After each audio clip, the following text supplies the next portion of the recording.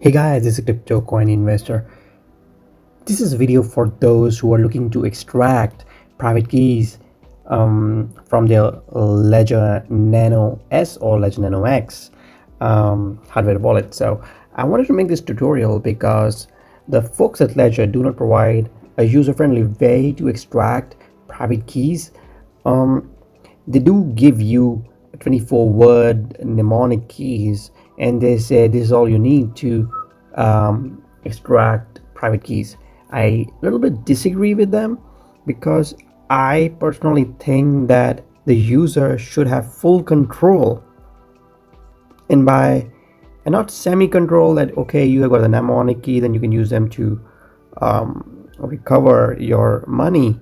Or I say, give me the private keys for this particular address.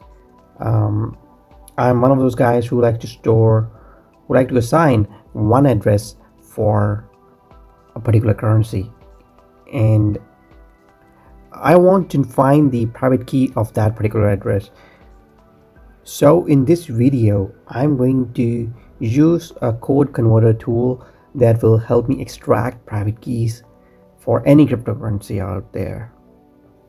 So for this, I am using Ian Coleman's website, and this is a great website.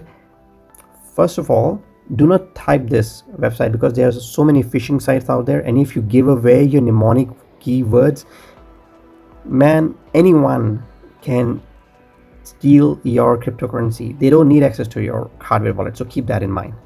Okay, so I have mentioned the URL in the description down below. Only use that URL, bookmark it, and save it on your computer. And I would prefer if you run that website, if you save that website and run that website in offline mode, to give you total peace of mind. And I also suggest you to run this tool on an airtight computer. And by airtight computer, I mean a computer where you have not used internet, or you are totally sure that hey, there is no spyware or malware that can steal my cryptocurrency.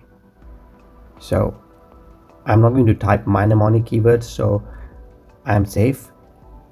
But I suggest you to, once you watch this video and save the page which I'm going to talk about, save the page. Do not run it while your internet is running. Okay, so here we go. Go to iancoleman.io/BIP39. okay, it is iancoleman.io/BIP39. I have mentioned this link in the description down below. You can also see the link on your screen right now. Okay, so let me go full screen. Okay, so this is the website. Let me zoom in a little bit. Okay, so this is the website. First thing you need to do is tap on 15 and choose 24, because Ledger give us 24 words and you must have them to extract private keys. Okay, so once you have done this, 24 here, type your words here, and between every word you have to put a space. So hello space, bye space. I'm just typing random words. Okay, so once you've typed in all the random words, all the 24 words here, and you've selected Bitcoin here, for example, we need to extract private keys of Bitcoin. By default, Bitcoin uses BIP2044, and here you will find on this column you will find all the Bitcoin addresses, and you will have the QR code here as well. This is the public key. Ignore this, and here you'll have your private key, and you can use this private key to recover funds. And you can import this private key into any wallet, Trust Wallet, Coinbase Wallet, any wallet, and you can use this very feature to recover funds even though you have lost access to your ledger or you have damaged your ledger. So that way you will be able to recover funds. So let's say you want to recover funds for, let's say, Litecoin, which is another very popular cryptocurrency. We have all sorts of cryptocurrencies here. All the popular ones are here. Ethereum is here as well. Ethereum is here. Ethereum Classic is here. Litecoin. So let's click Litecoin. And by default, it again uses BIP 2044, but I have seen that lately, if you use the SegWit addresses, because some of the Ledger Nano wallets, including mine, the Ledger Nano S, now makes use of the SegWit addresses. In that case, you have to click on BIP 49. Okay, and then again, you need to find your address here, where you had sent funds, and where you think your funds are stored. And here you will have the private key, and then you can again use the private key to recover your funds. Easy. Again, if you are not able to find your address, just toggle on BIP 44, toggle between these tabs, and then scroll down and see in the derived addresses list here in this column if you can find your address. It has to be here. Click on BIP 32 if you are using some other format. Lately I was having some trouble in recovering my friend's address, and his Litecoin address started from MM, and I was like, hey, all of my addresses start from L in case of Litecoin.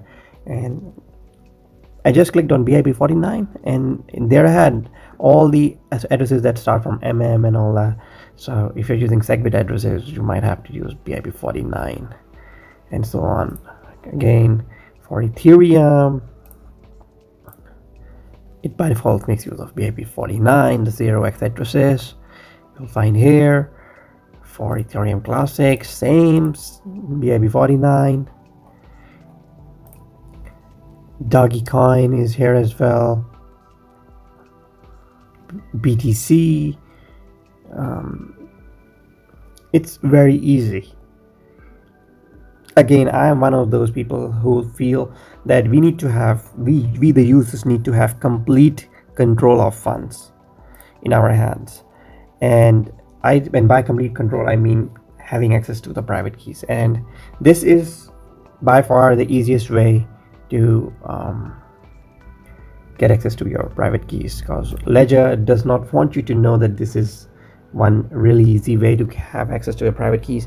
And by the way, once you have the access to your private keys, I suggest you store them in a notepad and print them out, and maybe delete that file from your computer. You would not want anyone to have access to that notepad file. What I have done is I have taken a printout of all the private keys of all the coins, and I make sure that I store my funds in those particular addresses. I do not use multiple addresses for storing money. And I have taken a printout of all the private keys and I have stored them in my bank locker. And I've also given one to my grandma, so that, hey, if something happens, let's say an earthquake happens, I am still able to restore my funds, even though my ledger is destroyed and whatnot. I can still travel to my grandma who lives in some other city 300-400 miles away from here, and I can just simply restore my funds that way. So that was easy, right? If you get some error here, or if your private keys are not displayed here, it means that you have not typed the mnemonic keys correctly, and it will show you invalid root key or some other error here. So make sure you have